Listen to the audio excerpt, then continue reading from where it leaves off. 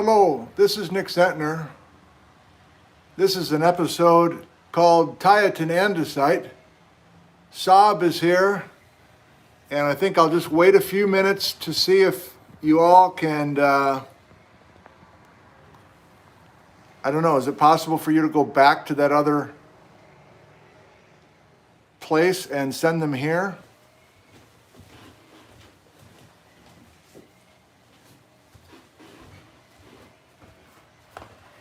If you're seeing this and are confused right now, this is a second attempt at our Tieton Andesite live stream. It felt like 15 minutes, I don't know if it was like 5 minutes, trying to restore the first live stream we had, and I don't know how many people we had, but I'm hoping that we can get everybody switched over, and this will be the one that we will keep for posterity. Oh, I see, I still have this other one, so I'm live streaming at a new link. Please jump over there. I'll wait 5 more minutes. You gotta love it. It's always something. So how did you guys find this this second live stream? I'd like to learn from you that way. Like, let me go to my YouTube page and see. Oh, okay, there's just a second feed, right? So I'm just clicking on that one. Oh, and the other one's still live, but it's so there's only 11 still at the old place. We're up to 300 now. God, what the heck? So I'm on data, I'm off of wireless. I still couldn't get that thing to go. It's still spinning. So I don't know, I don't even know how to kill that.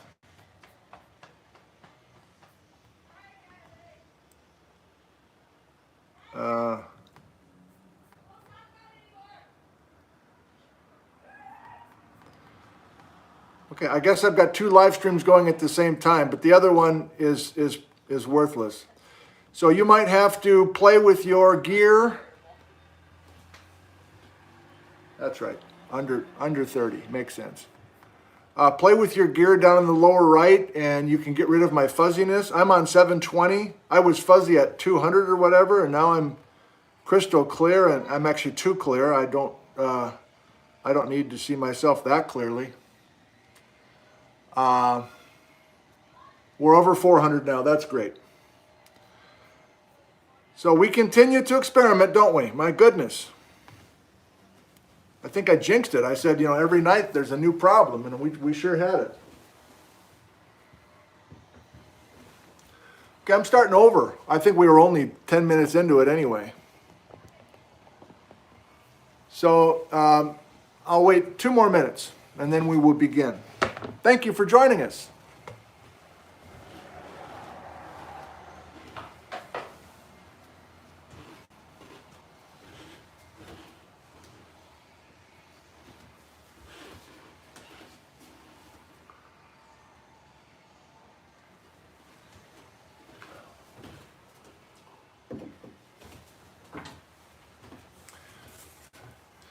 Here's our schedule, Saturday and Sunday morning. Hope you can join us, 9 o'clock Pacific time. I won't see you tomorrow night.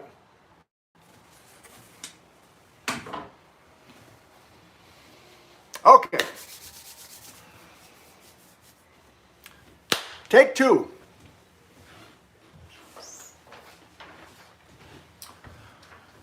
Welcome and thank you for joining us. We're talking about the Tieton Andesite. It's a lava flow that's west of Yakima, Washington. It's a very unique, beautiful place, and I want to take you there through this live stream magic that we have going here. Let's look at a map to get started. Here's a map looking at Ellensburg, where you're looking right now on my front porch, and Yakima, Washington, 30 miles to the south. Here's Mount Rainier, Mount Adams, Mount St. Helens, active composite cones, big, beautiful cone volcanoes that have the potential of erupting, and we are concerned about them. But if we zoom back out, we can see here's Olympia and Seattle, Washington. We've been talking about with past live streams, Mima Mounds, Seattle Tsunami, question mark, Seattle Geology, Snoqualmie Pass, Liberty Gold, Ellensburg Blue Agates. Thank God we got Muffler Man just in time, just in time. I blame him, by the way, for the live stream problem.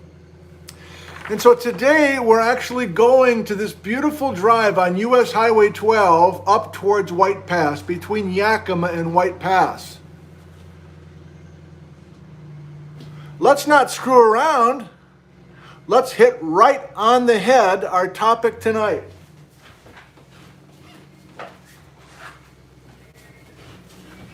The topic tonight is this incredible lava flow. Look at how long it is. This is the Tieton Andesite lava flow. Yakima's over here. Here's Ellensburg for reference. And it's extremely unusual to have a lava flow, an andesite lava flow, come out of a volcano and flow almost 50 miles away from the volcano. And you're like, well, hold on, we just did that last night. We were talking about those things that flowed down the White River Valley from Mount Rainier. That was 50 miles. It went all the way from Rainier down to Tacoma. What's the difference between last night and tonight? Last night, we were talking about a mud flow. A portion of Mount Rainier failing as a landslide, the landslide converting into this flow of water and rock and mud and glacial ice and logging trucks and everything else and coming right down that valley. Tonight, we're not talking about a volcanic mud flow, we're talking about a lava flow. So this is very unusual. Usually the lava flows, these are lava flows. They usually don't travel that far away from the cone. But here we have this extraordinarily long, singular lava flow. Actually, there's two of them. We'll talk about two specific batches or pulses of Tieton Andesite lava coming down the Tieton River Valley. So if you're getting your bearings, here's Rimrock Reservoir, here's Tieton Dam.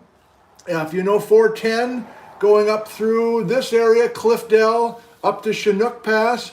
So this green line here is the actual crest of the Cascade Mountains. So all the mud flow stuff, all the river stuff on this side of the map are draining to Puget Sound. But if you are a river, or if you are a mud flow, or if you're a lava flow, you're going to come down a river valley heading towards Yakima, or dare I say it, Ellensburg, Washington. So Tieton Andesite lava flowed away from an erupting volcano called Goat Rocks Volcano. Let's look at that.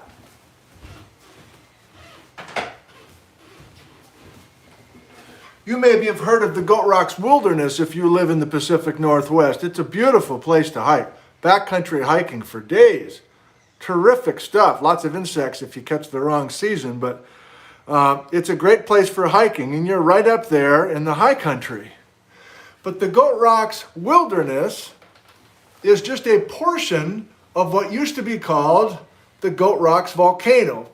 You know what I mean, right? We call it the Goat Rocks Volcano now. Nobody was around back then to name it that in our language and write it down in a scientific paper. So the point is, Goat Rocks Volcano, the source of the Tieton Andesite, stood as a volcano between 2.6 and 0.6 million years ago. So it had about a 2 million year lifespan when it was an active cone. And when it was an active cone, it was just nice and big and tall like St. Helens used to be and Rainier is today, Adams, etc. That's exactly what you should have in your mind. But in the 600,000 years the Goat Rocks Volcano has been dead, it has been removed, or the top half of the mountain has been removed by erosion, glacial erosion, river erosion, etc. And so when you're hiking up in Goat Rocks Wilderness, you're kind of hiking through the middle of that volcano. It's kind of cool. And there's no chance of volcanic eruption anytime soon in the Goat Rocks volcano. So it's a dead volcano. It's what we call a ghost volcano. And you're like, well, wait a minute. Now, I thought we had a whole backyard thing on ghost volcanoes. And we did. But with that topic, with that live stream, we were talking about ghost volcanoes being places where we had simply just the magma chamber rock. Do you remember? We had the Snoqualmie batholith or the Chilliwack batholith, all these big volumes of diorite and granite that tell us where a cone used to stand. Well, this is a little bit different. We have half the mountain still there. It hasn't completely erased, it hasn't completely been eroded away yet, but it will, and we'll have some granite, quote unquote, to show us in the future, what, another 500,000 or 1,000,000 years? We'll eventually get rid of all this volcanic rock and we'll have a plutonic magma chamber rock showing us where that ghost volcano used to stand. So it's a relatively young ghost volcano. Let's put the Goat Rocks volcano. We're going to zero in on the Tieton Andesite here for the rest of tonight, but I still want to just talk about the source and how that fits in with some of the other ghost volcanoes in the area. It's an amazing area. So I like this diagram. I drew it a couple of years ago for a field trip, and I want to use it again tonight. Now, what looks familiar to us so far? Well, Yakima's here, Ellensburg's here, there's Mount Rainier, there's the Osceola mud flow that traveled down the White River Valley 5,600 years ago. And here's the Goat Rocks volcano, which is no longer active, but each of these is a lava flow, like a normal andesite lava flow. But again, here's this freak show of a lava flow, the Tieton Andesite flowing all the way to the Fred Meyer in Yakima. Painted Rocks technically is the end of the line. Cowiche Canyon, if you know Cowiche Canyon, that's right at the end of the line for the Tieton Andesite. Okay, so there are a few places that we can visit in this river valley to actually get our hands on the Tieton Andesite. And you're like, oh, okay, well, wait a minute now. I think I've driven that. Honey, haven't we driven that US 12 up to White Pass? Yeah, oh yeah, we've done it a bunch. Oh, so, you know, this Tieton Andesite must be way up there high someplace. That's probably why we missed it. Well, no, it's right next to the road. Oh, it's right next to the road. Well, how did we miss it then? Well, what's it look like? Well, there's these huge columns.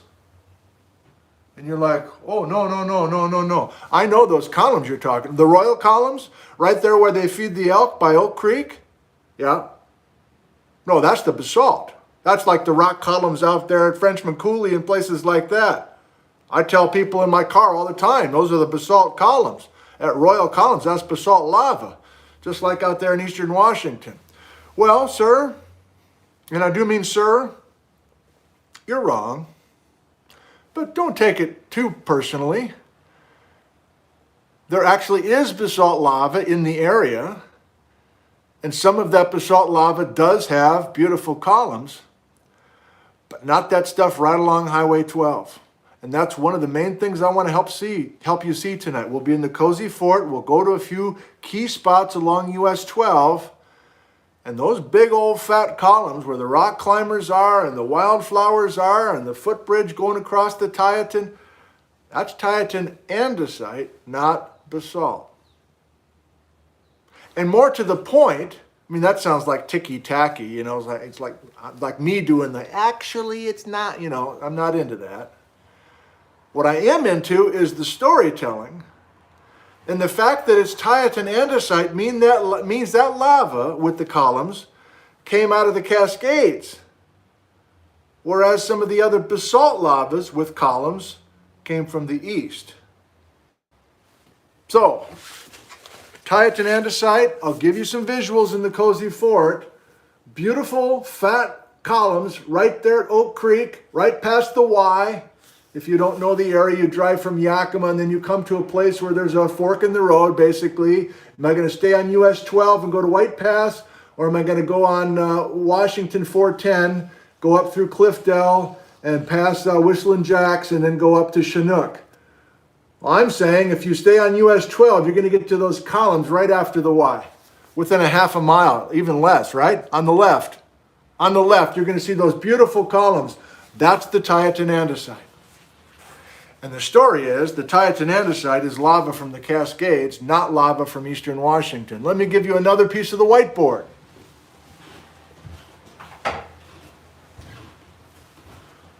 Piece of the whiteboard, what?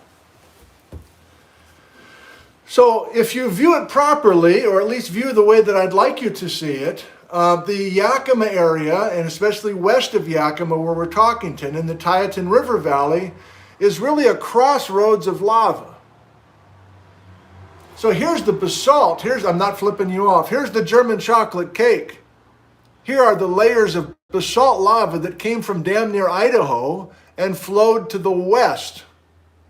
And notice the age.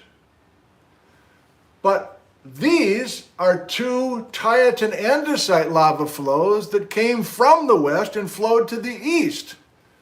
And so there truly is both lavas, both with some columns, but totally different stories and totally different time frames. Starting to see why it's kind of an important difference between basalt and andesite, Tieton Andesite and Grand Ronde lava. Let's look at a few more maps to see if you see that that's important. Oh, say, can you see? Still slightly ticked at the technology, but I guess we got over 800, so most of you are with us. If there's one lonely person from South Africa at the old feed waiting for us, like, where'd everybody go? Go back and grab that person, would you? Get him over here. Thank you.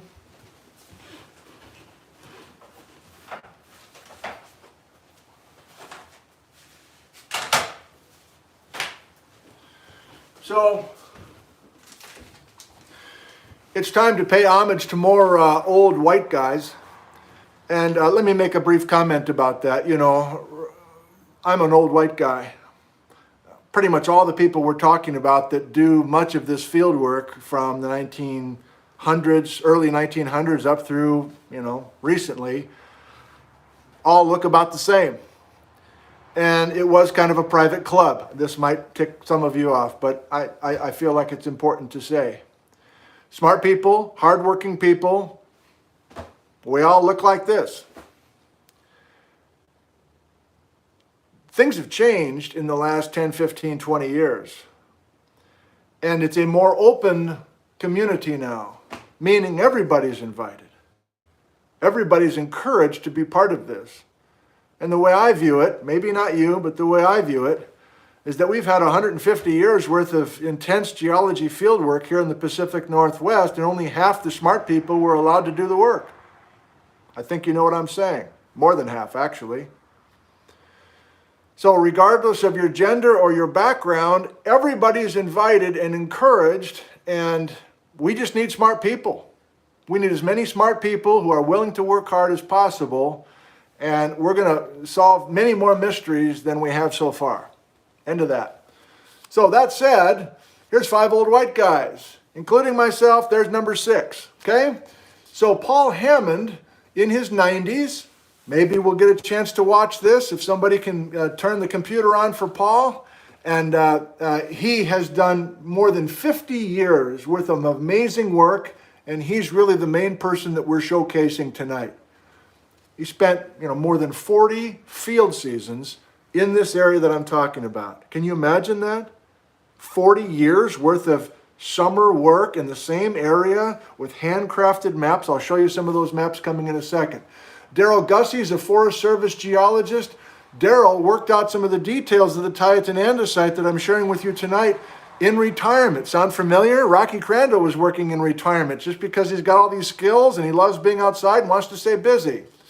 John Lasher from Ellensburg did not go to college to be a geology person, was a heavy machinery operator, got interested in geology because he lived in our town and started going on our field trips, and he's been volunteering his time to be an assistant and a contributor to these papers with these gentlemen. And these two guys, Bob Bentley and Jack Powell, I'll probably talk specifically about them maybe next week. They were a team doing amazing amounts of field work in central Washington before I arrived. And both are still with us, and Jack is quite active on Facebook, so maybe he'll get a chance to see a couple of these. What was I going to do? Where was I going?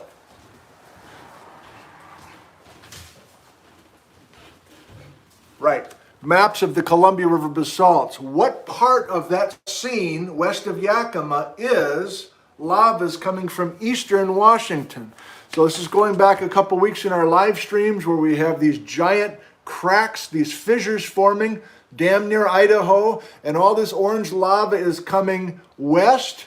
And notice that these Grand Ronde lavas are flooding what is now Yakima, and the Columbia River is diverted for a time, even to the west of our field area tonight.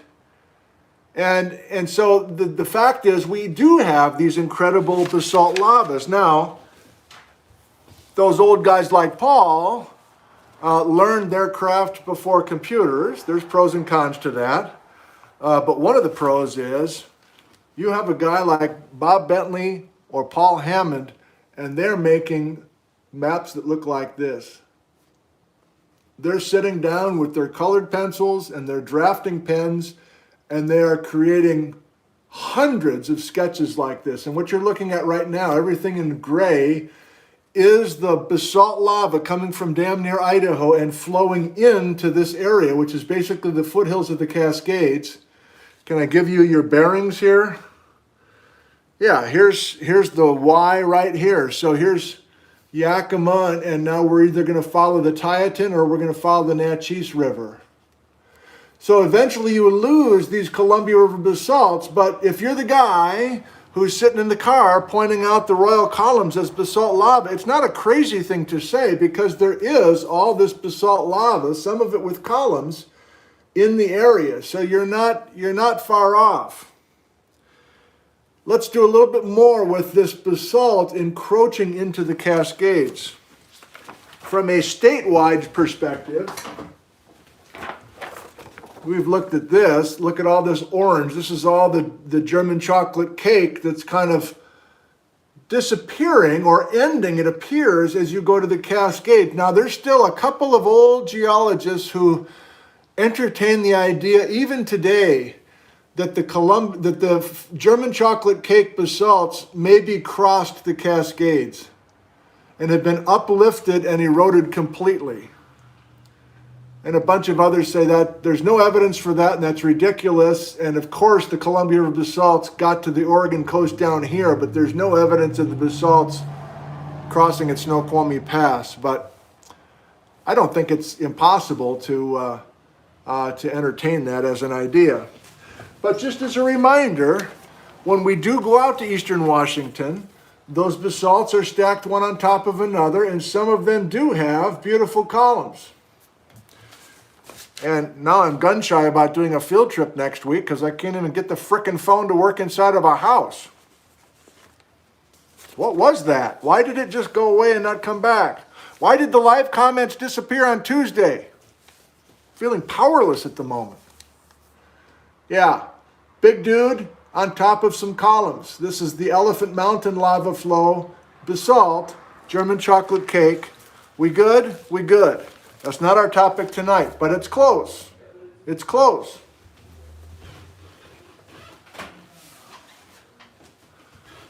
If we're looking at just kind of cleaning house and also removing another set of ideas that we've talked about, do you remember the Ice Age floods? The Missoula floods coming out of Montana, racing across eastern Washington. Do you remember we were stopping that Missoula floodwater and creating a lake and having that lake back up as the water was waiting to go through Wallula Gap? Well, some of that Ice Age floodwater, lake water, ponded as far north as Yakima, and the high elevation mark for Lake Lewis is 1,250 feet above sea level. So here's a high-tech approach. He takes a ballpoint pen and traces out the high water mark, 1,250 elevation. And so in our Tieton Andesite area, we got to remove the Ice Age flood story or Lake Lewis from our mind because our elevation is too high for that story. We're going here. Jack, stop talking. We're here. Sorry. So we've eliminated the flood basalts, we've eliminated the ice age. We're now spending the rest of our time together in between these other ghost volcanoes. By the way, notice the ages of these. They're all in the 20s, 20 million years. That's a major question to me. Why are all these ghost volcanoes in the neighborhood, in the same neighborhood age-wise? And why do we jump to such a young ghost volcano here? Where are all the ghost volcanoes in this area or even in the Cascades between these two times? I don't think there's many. Now, you might know of a ghost volcano or a big batholith or something like that, but I haven't learned about things in between those two times. But the point is, we have these remnants of old volcanoes, and these are where we actually have granites and things. And there are a few landmarks that I'll show you by video in this area where the Tieton Andesite is, but I'm backwards now. Down here, on this side of Rimrock Reservoir, have you heard of Kluchman Rock or Goose Egg Mountain? Cool names. They're monoliths made out of diorite. And they fit more to this old story because they're also in the neighborhood of 25 to 20 million years old. And even though they're in the neighborhood of the Goat Rocks volcano and the Tieton Andesite, they don't fit that story.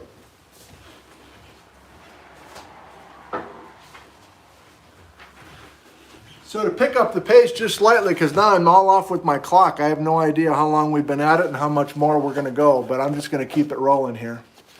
Can I do this for you?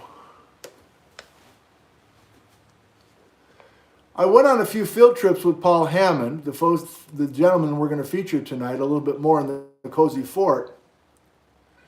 And I want you to see, well, now we have a cat who needs to get inside. Come on, come on, come on. Come on. Quick, come on.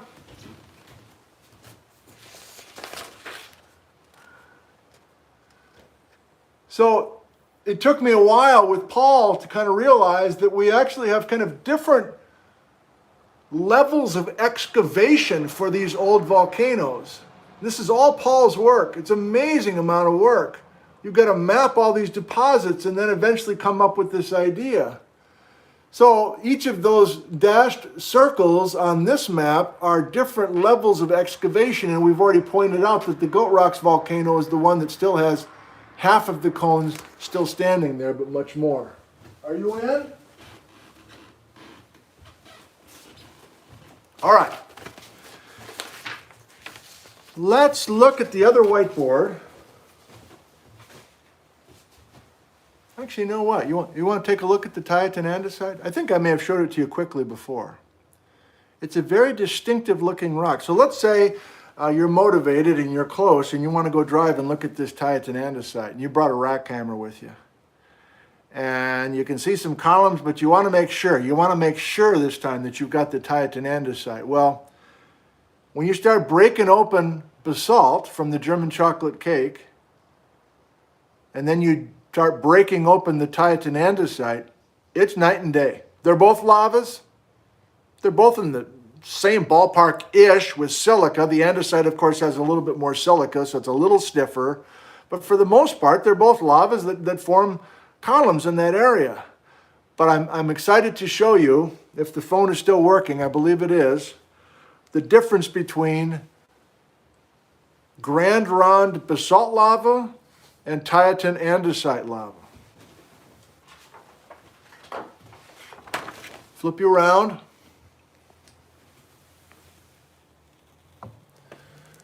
The light's not great, but it'll work. So this is basalt that I collected and broke open in the valley in the Tieton River. The Tieton River Canyon. You're like, God, I don't see anything. I mean, is it that dark? I can't even see any minerals or anything. Exactly. This is an aphanitic texture. This is a basalt lava that when you break it open, there's nothing to see. There's no minerals. The minerals are there. They're just all microscopic. And by the way, thank you for all the emails many of them with lots of suggestions on how I can improve the live streams. I appreciate the time and the energy with the ideas. The 3 or 4 people who said it's simple, I should just bring in a microscope and a TV monitor and cables and set it up in the house so that I can show what the minerals look like in a microscopic texture. It's a good idea.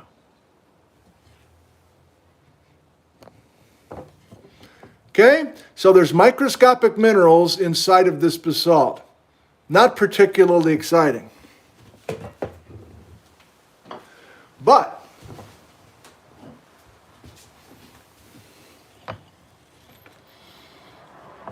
do you remember us using cookies from Vinman's? Yes, we have willpower in this house. There's still some cookies from that big box that was brought in whenever that was. And who remembers Brownie Point? Oh, Stephen jumped the gun. He's already on it, man. Good job. I was going to say, who remembers the name of the texture that we were trying to describe by using an oatmeal raisin or a chocolate chip cookie?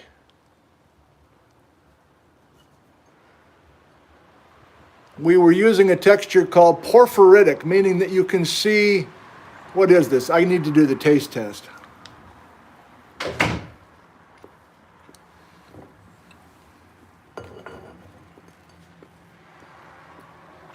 It's oatmeal raisin. So we can see these big raisins, but we can't see the grains of sugar. We can't see the baking powder, etc., right? So we have a mixture of sizes inside of this oatmeal raisin cookie. We can't see really the grains of the flakes of oat, for instance. So of course I'm showing this to you as an excuse to eat cookies, but also to show you the Tieton Andesite.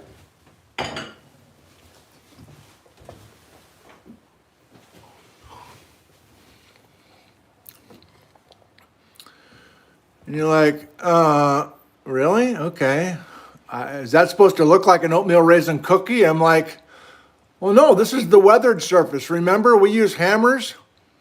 Why do we use hammers? Well, many times rocks in nature, in a cliff face or something like that, look all corroded like this. So we break open the rock hammer. No, we break open the rock using a rock hammer. Ooh! Ooh!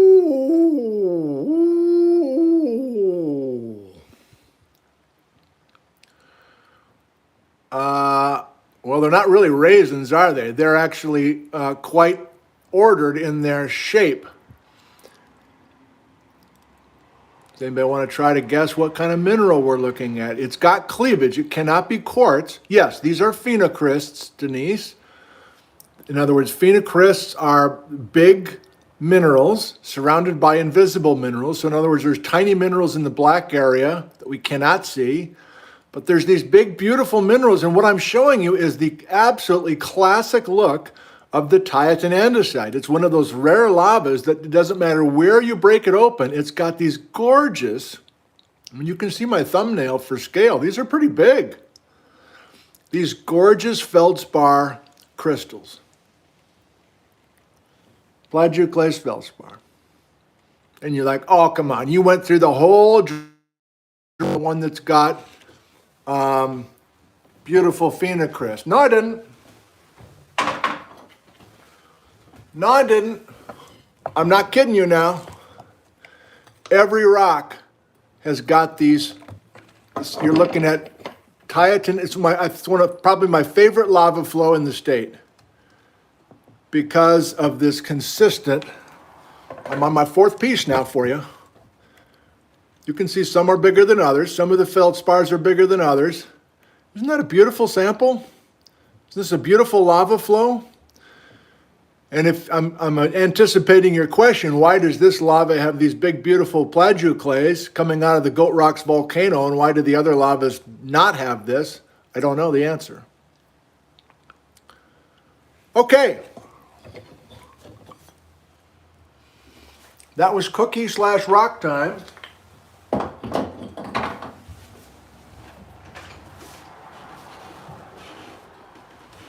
It's official, the cat cannot decide whether he wants to be inside or not. We'll keep the door propped open. I think I have one more thing I want to do with you. Anyway, when did we start this second live stream? I just would like to know where we are. It's 10 minutes to 7. Did I start at like 6:15? 6:20?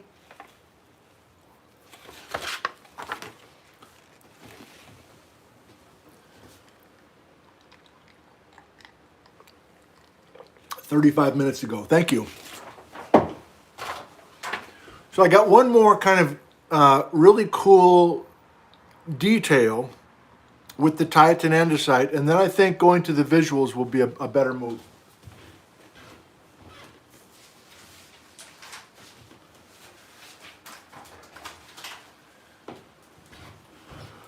So I think by now you know what my strengths are and what my weaknesses are. I consider one of my strengths to take reports that have this kind of detail on it. This is from Paul Hammond.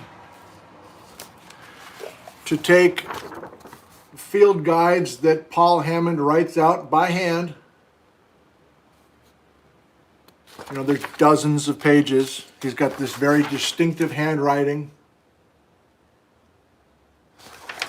So I consider one of my strengths to take all this amazing detail and to extract exciting things and stitch those exciting things together and put a story together. Because you can easily see how you could get lost in all of this detail and get overpowered and overwhelmed by all the detail. And I see it happen with a lot of people. They get just completely snowed over by all the detail, and they can't pull themselves back and kind of come up with a hierarchy of some sort. Like, these are the main points, these are the supporting ideas, and for whatever reason, maybe it's just practice, I can take all this detail. Maybe some agree that that's good, maybe some don't think it's the right way to go, but I feel like that's always the part that's missing. Like, all this amazing work is done and then hardly anybody sees it because it's impossible to kind of assemble a story. So that's what we're doing here. And after hearing and reading all the stuff from Paul and Daryl Gussie, the Forest Service geologist,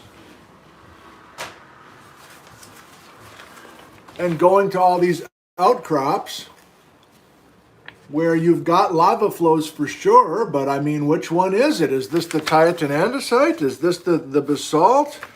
As I was visiting those locations and then seeing maps like this from Daryl Gussie, who put this together with John Lasher in the last few years, I couldn't quite wrap my mind around it. Geometry-wise, let me go back to the whiteboard for a second. So when I first started going into that valley and I knew there was a Tieton Andesite, I first of all didn't know there were two separate eruptions. So there's technically two different eruptions of Tieton Andesite lava come from the Goat Rocks volcano. The first one that Daryl calls QTA1, this is like during the Quaternary, the Tieton Andesite number 1 and the Tieton Andesite number 2. And he got some high precision chemistry and some high precision dating. So for the first time from Daryl's work, we have actual absolute ages for those two andesite lavas. But when I was going in there and just trying to piece this together, I kept saying, well, I'm at Klutschman Rock. That's this old. Shouldn't there be some basalt on top? There's not. There's other places where there's Tieton Andesite in the bottom of the valley, and this stuff is on top of the ridge, so it's like an inverted deal. Like, it was the geometry and the field relations that took me a while to kind of figure out what was going on. And then it finally clicked for me, mainly by emailing these guys and drawing things out for myself and seeing a few key maps and sketches from them in their different kinds of reports. And this is the main way to view the geometries in that valley.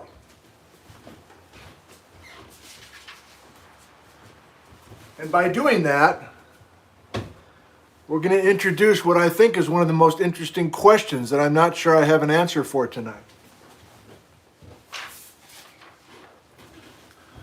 First of all, I'll go right down to the detail of Darrell Gussie's maps. And if you know the area, if you know Pinegrass Ridge, so Goat Rocks Wilderness is here, and Goat Rocks Wilderness is where the actual lava came out of the ground from. In other words, Goat Rocks Volcano was standing right here, and only half of it is still there. But if you know Pinegrass Ridge, it's a pretty flat plateau, right? Kind of a mesa. You get on those Forest Service roads and you're driving up pretty high, a lot of snow, but you're flat. Well, you're right on top of the Tieton Andesite. And then you lose it. You lose most of the Tieton Andesite. There's only a few little pieces. So in other words, the Tieton Andesite used to go through that area, but it's been eroded away mostly completely. And then if you go down a little further down the valley, many of you know Natchez Heights, all sorts of vineyards and other things up there. That's also on top of the Tieton Andesite. That's not basalt lava. That's not the German chocolate cake. And again, you can see in the Tieton River Canyon, there's just a few little pieces.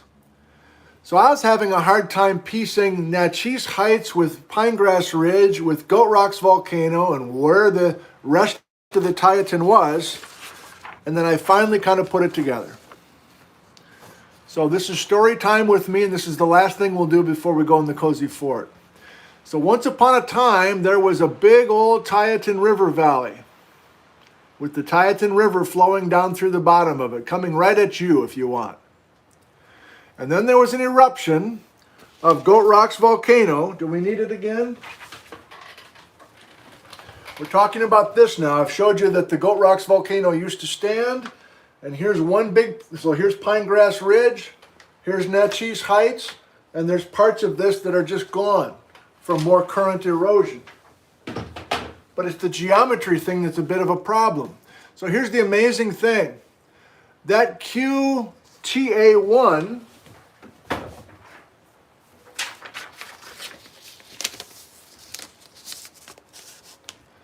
that erupted 1.64 million years ago came down the Tieton Valley and filled it. Filled it with andesite lava. So we got a big old thick batch of Tieton Andesite getting approaching Yakima. And you can see I'm forming columns. That's what the black lines are, perpendicular to the valley floor. And there's places in the walls of today's river valley where you can actually beautifully see the former valley floor. You can actually see this contact. It's amazing.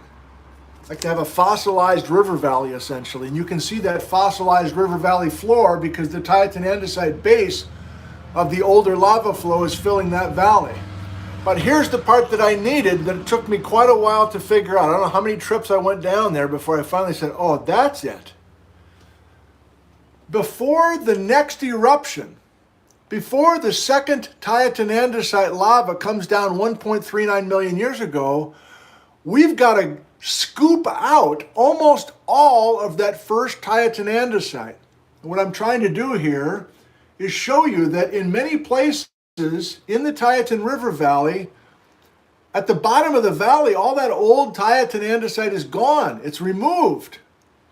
And there's these incredible places where some of the old Tieton is just clinging to the walls. You'll see a couple video clips where it's truly that. There's people driving on US 12 right underneath this overhang, and the overhang is just a little bit of that old Tieton Andesite. I'm getting excited now. Some of that old Tieton Andesite that's just hanging there. But those are remnants of what used to fill the entire valley. I'm not flipping you off. Now here comes the second and much more minor Tieton Andesite. Even though it got all the way to Yakima, close to it, it was less volume. So it's not filling the entire valley. Therefore, we're going to have old stuff hanging above young stuff. And then even that young stuff has been excavated at the bottom of the valley. So can you see why this would be a problem? I had a whole spring where I took Geology 351 students down there. We had I think about 15 students. We went down there every week, every Thursday afternoon. And we were reading scientific papers. We were reading Paul Hammond's work and Darrell Gussie and John Lasher. And we kept kind of drawing cartoons for ourselves to try to reason this out. But once you have this in your mind, I think you can see it quite clearly. At least I hope you can, if you spend any time in that valley anytime soon. Okay, I got a couple final things to say, whatever time it is.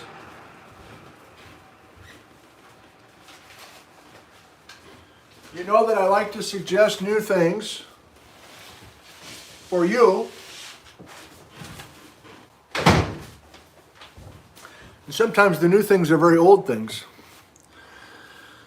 So this is from 1975. Newell Campbell was a professor at Yakima Valley Community College and also worked quite a bit in the summers for oil companies. So he put this together.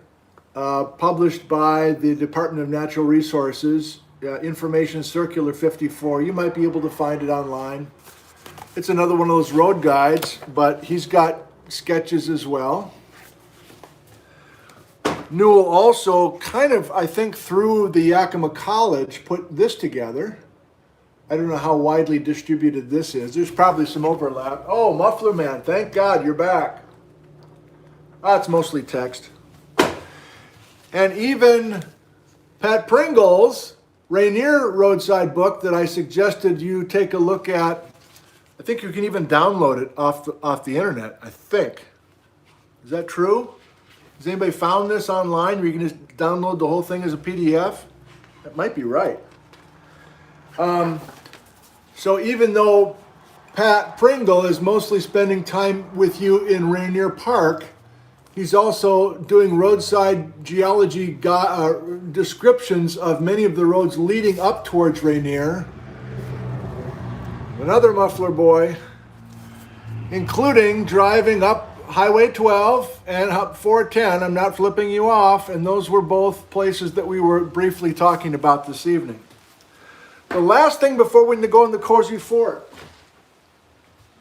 I've mentioned this a few times. Have you seen something like this before?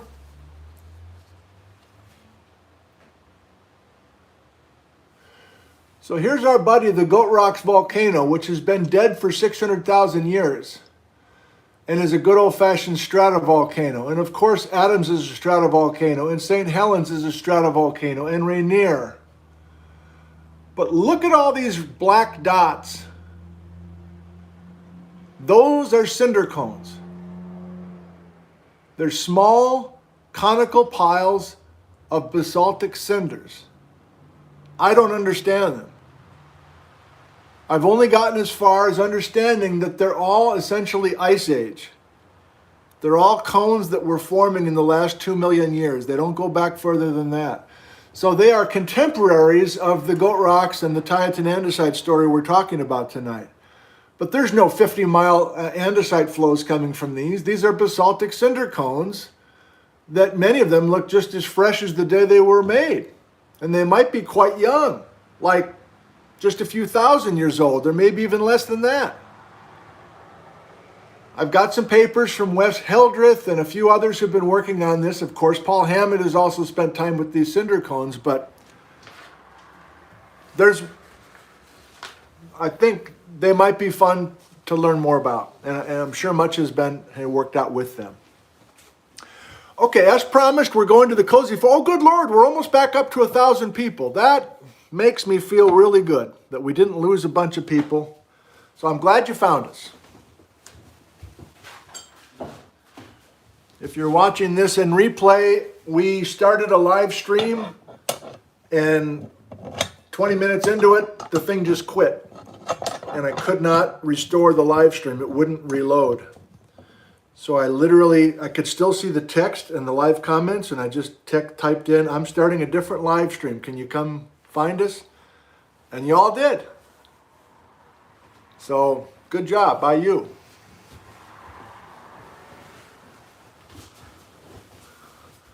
All right, Cozy Fort by Steve.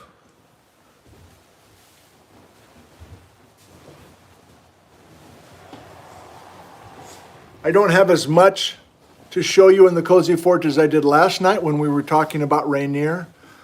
but I have a 5-minute video program that we made that gives you, if nothing more, just a feeling for the wonderful scenery that's in that valley.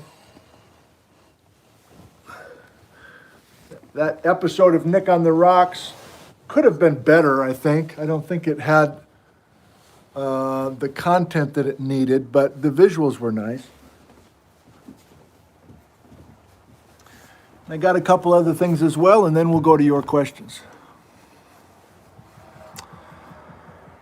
So we're what are we doing? We're getting rid of that volume on my live stream, your live stream. It's our live stream. And we're going to just visit this valley, the Tieton River Valley. And you are experienced enough now with the Tieton Andesite that I'm hoping that you'll be able to see at least some of that old andesite clinging on the high wall and the royal columns and a few other concepts. Let's do it. Of the earth. Discover the energy that drives a planet and builds mountains. Uncover buried treasure and see what makes mountains blow. Find out what shapes the top of the earth and explore the secret world below. With me, Nick, on the Rocks. Beautiful. The Tieton River tumbles from high in the Cascade Mountains down to the sagebrush and lush orchards of central Washington. Top of the Tieton right there. Everyone knows the spectacular cone-shaped stratovolcanoes in the high Cascades, but here in the Tieton River Canyon, there are stories to be told of huge cone volcanoes just west of Yakima, 4 of them, and a 5th volcano that used to stand at Goat Rocks Wilderness. The Cascades are a graveyard of old stratovolcanoes that have lived and died here in the mountains. Less than 30 miles from Yakima, 4 cones once stood in this neighborhood, where today Rimrock Lake and the forested east slopes of the Cascades preside. A Mount Rainier-like volcano once stood right here. The volcano is gone, the lava flows are gone. The only thing remaining are monoliths down there above the lake that are part of the magma chamber from 25 million years ago. In the dark, the magma solidified. Diorite that's 25 million years old. You just said that. This was the magma chamber, the plumbing system underneath that cone. The volcano is gone, but these monoliths tell us that this was ground zero for a beautiful stratovolcano. A much, much younger story of an ancient volcano is also here in the area between White Pass and Yakima. Tieton Andesite. The Goat Rocks volcano stood tall for 2 million years, but the volcano died 500,000 years ago, and the top half of the mountain is now gone, ravaged by powerful glacial action. Up here near the Goat Rocks Wilderness, there's a volcanic rock layer, the Tieton Andesite, that's super distinctive. Look at these crystals inside of this lava rock. Oatmeal They're raisin. enormous phenocrysts of something called plagioclase feldspar. And normally, when you have a lava flow with big crystals, the lava flow does not travel very far. But this Tieton Andesite flowed 50 miles away from its source. Unbelievably, an andesite lava flow almost made it to what is now the city of Yakima. Look at these columns right along Highway 12. This thick Tieton Andesite used to fill this valley wall from side to side. And most of the lava is gone. Most of the columns were taken out of here. And there's just a few scraps. God, that's of amazing. Thick, tilted columns perched precariously above the busy Highway 12 between White Pass and the city of Yakima. 100 years ago, field geologists speculated that the distinctive Tieton Andesite erupted from Mount Rainier. But recently, Forest Service geologist Darrell Gussie has traced the Tieton Andesite on foot back to its precise source, deep in the remote Goat Rocks wilderness. It took the older Tieton Andesite lava flow about 12 years to flow from Bear Creek Mountain to Cowiche Canyon just outside of Yakima. The older flow was dated at 1.64 million years old, and the younger flow was dated at 1.39 million years old, a difference of about 250,000 years between the lava flows. Those dates put us squarely in the Ice Age, where lava flows and glaciers were competing for space. The monoliths of diorite were so big that they held their own against the advancing glacial ice. They defeated the ice. Ice no closer to Yakima than Tieton Dam.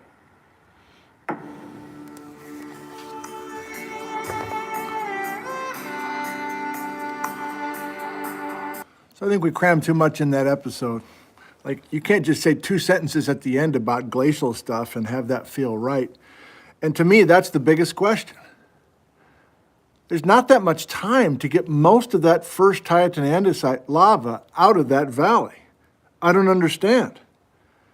Is it meltwater from a glacier that's backing up? Why do you have that much erosion in such a short amount of time?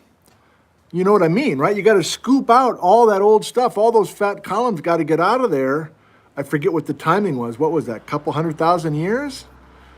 It doesn't feel right to me, but very interesting.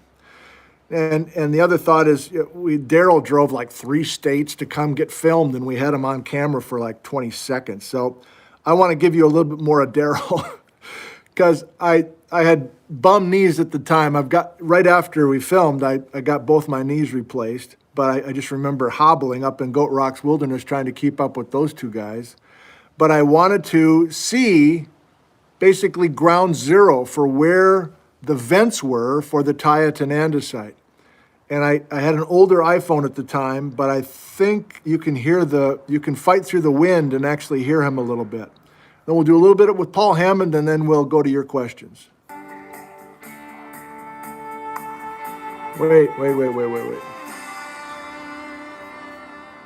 Sorry, hang on. I'm fighting everything tonight. What is this? Here's the animation. So we say to the guys at the animation studio, hey, can you make one lava flow? Can you start to cool it, but keep the inside red hot? Hang on. These cracks are going to start crackling their way. I thought I had it all queued up. The flow as we do that. Oh, let's visit Paul Hammond instead. Now here's Paul Hammond saying, look, if you really start mapping these ghost volcanoes. Here's the guy that mapped for 50 years in the area. And we're just focusing on 5 between Yakima and the pass. So you recognize this. This is Rimrock Lake. It's an artificial lake. It wasn't there naturally, but they built the dam in the 20s to make a reservoir there. There was no lake at all before they built the dam. But it's a beautiful lake, and there's cabins, and there's a boating community, etc. on Rimrock Lake, and there's all sorts of wonderful places to camp and get some snacks at the Rimrock Grocery. And I'm not a botanist, but I think these are ponderosa pine trees that are really beautiful on the east slopes of the Cascades. Now here's the guy we're talking about tonight, Paul Hammond, the guy who's about to turn 90 and is still at it, still working on the maps, still working on these stories and training all these young folks. So he's had more than 50 years of training of people who are eager and wanting to learn from the master. And he's an understated, humble guy. But these are the kinds of maps that he's been creating. Hand-drawn maps, hand-colored maps, year after year. Keep modifying the maps, keep getting new samples, keep getting more geochemical data to piece that all together. And he has devoted his time in past summers to local cabin owners to learn about their surroundings. Muffler boy. Classic Paul Hammond illustrations, colored, hand-drawn. This is a schematic cross-section of all these different batholiths of different ages and their relationships. From the archives, Paul's son managed to find a few old photos of Paul. So these are just a few weeks before Mount St. Helens erupted. So this is Paul, the guy who's about to turn 90, but we're turning the clock back now to 1980. And he's working with students even back then. Think of the excitement. He's already worked in the Goat Rocks area for 20 years, and St. Helens is about to go. You know, he's been trying to imagine an eruption, and now it actually happens south of his field area. There's a lot of pointing in these photos. One more example of the detail and the fine craftsmanship of Paul Hammond. All right, give me a second, would you? I want to find this little Daryl shot. So hiking up with the bad knees and following Daryl Gussie and John Lasher, and here we go. So especially if you've ever been up hiking in the Goat Rocks Wilderness, you've hiked right through the specific places in Goat Rocks Volcano where that Tieton Andesite came out of the ground. And Daryl only found it by covering everything on foot up in Goat Rocks and using chemistry and using absolute ages and using spatter and agglutinate and other kind of features to show where the vents were. It's different than the fissures for the German chocolate cake. This is different. You're in the guts of a cone volcano. I just had it and I lost it again. Hang on. God dang. Here we go. This may be 3 minutes. This trailhead to Bear Creek Mountain. We're going to get up. My knees were shot last summer, but I managed to get up with these guys to an overlook, looking into the Goat Rocks on a Monday morning. Daryl, thanks for taking me up here. Where are these vents you're talking about with the Tieton Andesite? Well, you can see Bear Creek Mountain in the middle here, and on each side of it, on the right-hand side is the younger vent, and then on the left-hand side, that knobby area is the older vent. And then you can see a series of lava flows that capped the ridge, and I think partially buried the older vent there. So how'd you know those were the two vents? Well, the vents were they have distinctive geochemistry. The chemistry of the rocks is different enough for each of the vents that they relate to the chemistry we had for the Tieton Andesite flows further down in Tieton Canyon and towards Yakima. Nice. Thank you. Here are some photos from Daryl to show the exact vents, and only a few geologists in the room might recognize that this means we're right at the vent. We've got agglutinate, we've got spatter, we've got all sorts of deposits that are falling out of these vents. There's all sorts of very special volcanic deposits that tell us this is ground zero up in the Goat Rocks for those two Tieton Andesite flows. The big one, the thick one, and then the smaller one that managed to flow into a lower valley. Daryl and John, working in association with Paul Hammond. So we got Daryl on the camera with this little short TV show. Oh. 100 Oh, years you already ago, saw that. Field geologists speculated that the distinctive... Okay, that's plenty. If I can find the live stream again, it's time for you to ask some questions. It's time for me to try to answer honestly and accurately, and we'll see if that works. And everybody in the house is like, hey, it's 7:17. He's probably wrapping up about right now. Not true, because of our malfunction. Our major malfunction. So I want to go another 10 minutes at least with you. We'll see what kind of questions we get. If you're new to us, please use your uppercase, your caps lock. Kids, please ask questions. I'll do my best to see yours. And we'll try to finish here in style, because I'm not going to see you till Saturday morning in the backyard. Okay? Scrolling backwards, looking for uppercase. Is it normal for cascade lava to flow so far? Absolutely not, Ken. I've not heard a satisfying answer for why the Tieton Andesite flowed so far in the form of a lava flow. There are ideas, one of them being it's a very narrow constriction, the valley is quite narrow, and there's an elevation drop. Doesn't quite work for me. Some talk about it's not a true andesite. In other words, it's kind of a basaltic andesite, meaning it's a little bit lower in silica than a normal andesite, so therefore it's a little bit more fluid. Still doesn't kind of work for me. Can't remember a couple of other ideas, but nothing has really been satisfying to me, maybe to you if you're a geologist and you know that area, but I haven't heard anything that feels right. Shannon, did the Tieton River erode the andesite away? Yes, but I wonder if there was more than just regular river carving to take most of that Tieton andesite away, Shannon. I mean, we have talked about how uplift intensifies erosion, but there's such a long period of time for that to form the, I'm looking at the Yakima River Canyon right now. Beautiful shadows right now. So those are millions of years of uplift against of river erosion. To me, there's not enough time to do that with the Tieton River. I don't think it's an uplift story. So to me, it's an Ice Age story somehow. But as soon as you get into Ice Age flood discussion, I don't think I'm listening too hard, because there are no deposits like Missoula floods. We're above the water of Lake Lewis. That's why I showed you that. So I have had residents of that area passionately tell me that there were some Ice Age floods down the valley, but I don't see the evidence for it, and nobody does, except for the fact we're missing a bunch of rock. Evelyn, age 7, can you tell where a lava flow met the glacier ice by looking at it?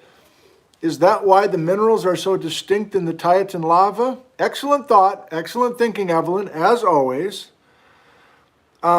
Those minerals are so consistent from the vent up at Goat Rocks all the way down to the Fred Meyer at Yakima. I mean, it's just consistent throughout, and there wasn't any glacial ice down in Cowiche Canyon, let's say. Those that might know Cowiche Canyon, it's a popular hiking place. It's a public reserve. And on one side of Cowiche Canyon Trail is Tieton Andesite and the Natchez Heights. On the other side is the basalts coming from damn near Idaho. Excuse me, Evelyn. And there's no ice down there. So the crystal size is a magma chamber story in the Goat Rocks volcano, Evelyn, and not a story about touching ice, because of the consistency of those oatmeals and raisins. Larry, do the old volcano cones still exist in areas which didn't have glaciers? Well, that's an interesting question. There's major glaciation in all the Cascade valleys. So we really need to leave the Cascades to think of a place that has old cones but no glaciation. I've never thought of that before.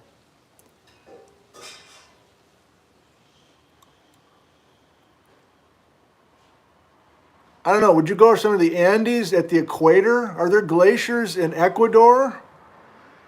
And if there aren't,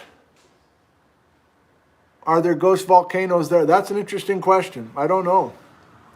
Patrick, age 6, does the Goat Rocks volcano have any evidence of a lahar? Also a great question. We are talking about a Mount Rainier-like cone, but I know of no lahars in the area. And it kind of makes sense, Patrick, because lahars are coming, they're kind of superficial deposits. Well, no, that's not true. Hang on, Patrick.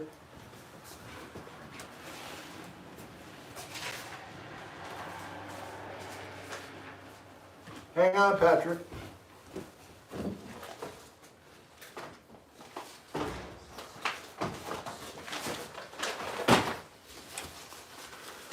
Oh, Patrick.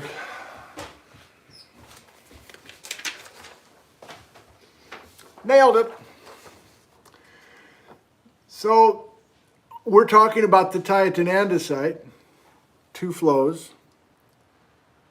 If you have been to a little rest area called Palisades, have you been there? You cross White Pass, you're about to head to Packwood, and there's one little kind of Forest Service bathroom spot. And there's some beautiful columns. That's a different lava flow coming from Goat Rocks volcano. So there maybe is some lahar material from the Goat Rocks volcano. There's got to be actually, Patrick, but not in that valley that I can think of. Richard, I've learned a lot this time. Glad to hear it. Thank you. Adam, anything known about why the andesite was so much more fluid than normal? It must be a silica story combined with geometry of the valley story, possibly combined with there's ice in the area, but I don't really know how that would factor in. So it's a mystery as far as I can tell.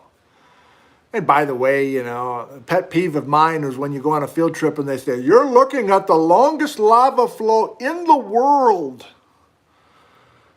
It's like, number one, have you traveled the world? Have you been to every country and you've studied andesite lavas and lengths of andesite lavas around the world? Is that really true? Such an American thing to say. And it's not true. You can go to California, you can find an andesite lava flow longer than the Tieton Andesite. So I never liked that statement. But that's maybe what some people have already typed in here. Is it true that it's the longest in the world? No. Is there a connection between Tieton Andesite and Klutschman rock? Only in that they're both in the area. But Klutschman was older than 20 million years old, and Tieton Andesite, as we said, less than 3. How did they date the two flows? Susan, we had an absolute age dating lecture a few weekends ago, and we talked about the process of grinding up a rock and separating out minerals and looking for elements that are radioactive and keeping track of time. So you can get ages right out of the Tieton Andesite. Justin Simpson, is there evidence of the andesite coming into contact with ice? Not to impact the size of the crystals, like Evelyn was asking about, Justin, but, well, that's really the story with the cinder cones that I was talking about as well. There are some forms of cinder cones that have flat tops. They're called tuyas, I think. And they show that the ice was erupting underneath a glacier and therefore modifying the pile of the cinders.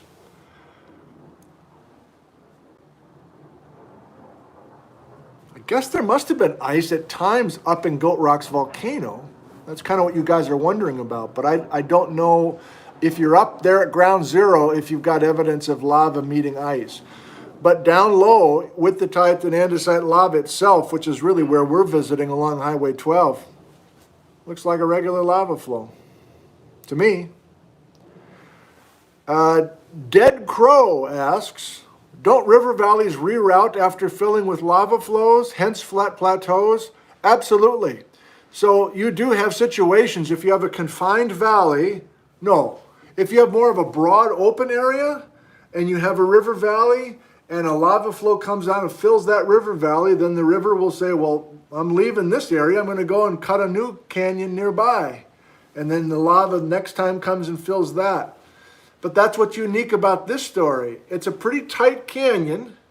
There's no room really for the river to shift because we've got the old Tieton Andesite. Hold on, Patrick. Patrick, hold on.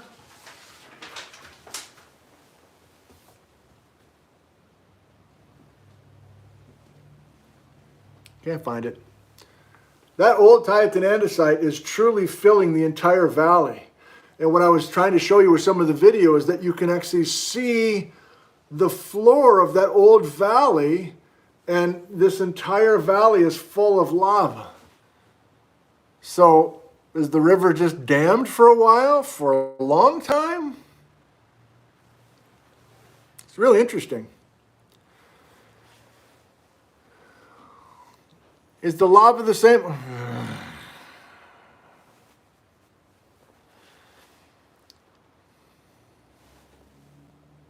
No pillows. Well, that's an interesting thought.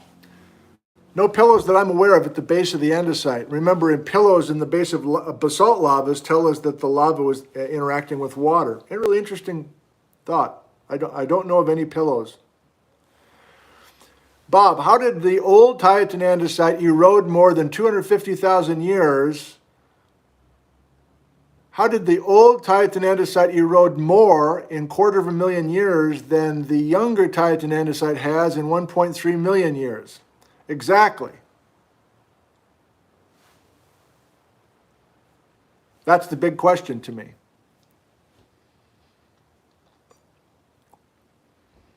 So was it glaciers or the river? Okay, you're all asking kind of the same question. I've done my best with that, and I really think somebody needs to get back in there and try to quantify that, try to tease that part of the story out. It's more of a geomorphology question, I think. Is Bear Creek Mountain a cinder cone, part of the GR story, Goat Rock story? No. Those vents are truly vents, where it's like globby stuff that's kind of coming out of a vent and sitting. Some of you might be aware of a program I did on spatter. We're back out in eastern Washington now with a vent or a fissure from the German chocolate cake, and there's truly globs of basalt that are like in Hawaii, or get thrown into the air south of Ritzville, and then they just drop, like, just falling like globs of cookie dough. It's the same kind of look up there, so I would not use cinder cone for anything up there. Now, I haven't hiked up there like many of you have, so maybe you have seen cinder cones up there. You're all wondering why it flowed 50 miles. I don't have an answer. Are you bothered by that? It's okay to have unresolved questions, right? With every one of these backyard or front porch sessions, we have answers, but of course, many more questions. To me, that's fun. But there was an attitude to that one that I was at least reading. Angus, age 7 from Kittitas. Oh, little Scotty, age 6 from Chico, California. That's my friend Scott, who teaches at Chico State University, and he's pretending he's age 7 from Kittitas so that I would read his question. The boys are fine. Thank you. Knock it off. Nick, can you get to the Tieton pillars without climbing up to it? Pretty close. So I don't know how to send you there. And again, I was bringing my students over there every week. So we found a really cool little footbridge that's public land. You need a discovery pass. I can't remember the mile marker. Maybe somebody knows how to get you there. There's an old kind of steel shed. And there's a cute little kind of swinging bridge to get you across the Tieton and River, and then you can kind of work your way right to the base of the columns. It's really the main way that the rock climbers go, and then they spend all day climbing on those beautiful faces. But it's a gorgeous little set of trails. The ponderosa pine are wonderful, and you don't really have to climb much at all, and get to the base of the columns. Get your hands right on those royal columns. Does the PCT transect the old cone? Absolutely, Tim. What makes the rocks so colorful in the Goat Rocks wilderness? Well, Justin has many questions here. I don't have an answer. Different kinds of volcanic rocks with different mineral content. I must be way back in the, oh yeah, I'm 20 minutes back. Is it rare for a lava to stay liquid enough to flow for 12 years? Oh, is that what Daryl said? I think we kind of put him on the spot when we were filming. I think it was the camera guy, Chris Smart, who said, so how long would it take for this lava to go all the way down? And he must have calculated something about, I think he was hesitant to even say that on camera. Of course, that's what we used. I don't know. It does seem unusual to me that you could stay liquid for 12 years. But that brings up a major question for all the flood basalts in eastern Washington. How do you keep something molten for 300 miles? And how many months or years or even decades are we talking about before something cools off? I don't think there's consensus on that. A few more and we'll quit. Most of you are asking kind of the same questions, which is good. It always is interesting what naturally interests people. Is there a fault near the end of the andesite flow? What is it connected to? There's no fault.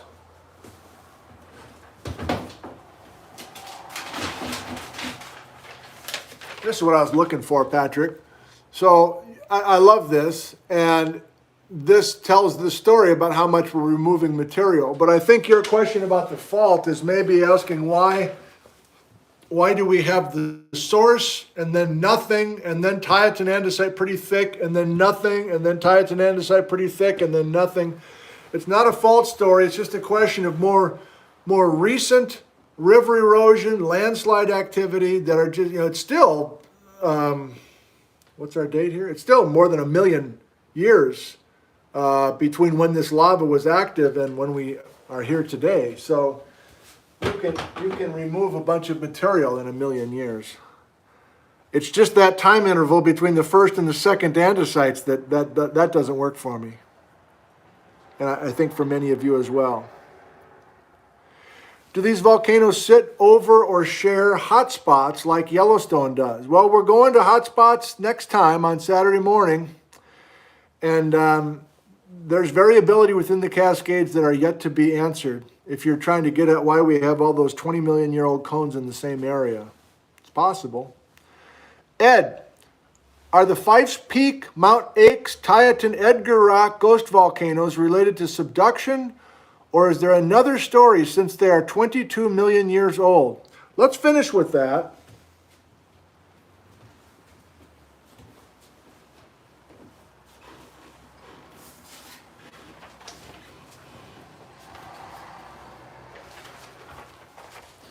To me, this is an emerging question.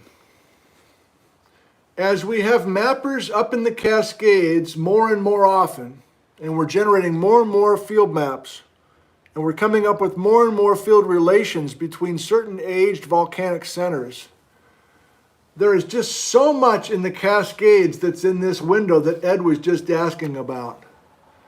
I'd say between 18 and 27 million years old, there's just an abundance of that. Even though the Cascades were a volcanic mountain range for 40 million years, there has to be a major tectonic story somehow to explain a cluster of all these volcanic centers. Look at how close these guys are. How can you even get cones standing next to each other? Like, is there space to have, 4 Mount Rainiers standing right next to each other like that? I mean, there's got to be some way to explain that. And that might be where some of this research goes.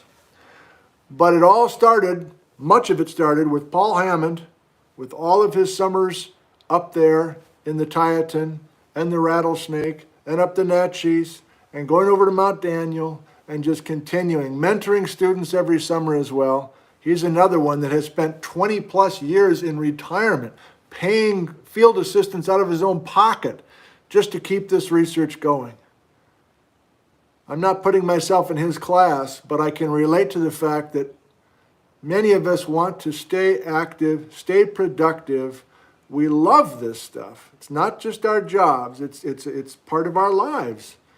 And it's tough to find the boundary between our jobs and our lives. It's all kind of one thing. Like, obviously, it's all one of, I've got family here and I'm talking about geology. A toast to you.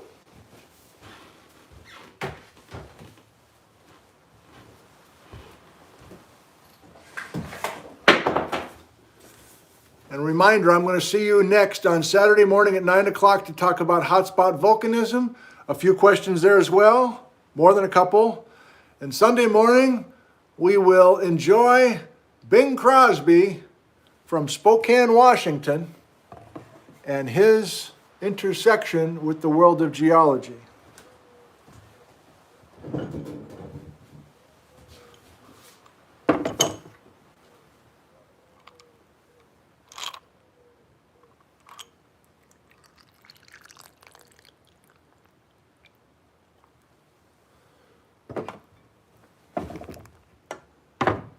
Here's to your health. I mean it. Here's to your health.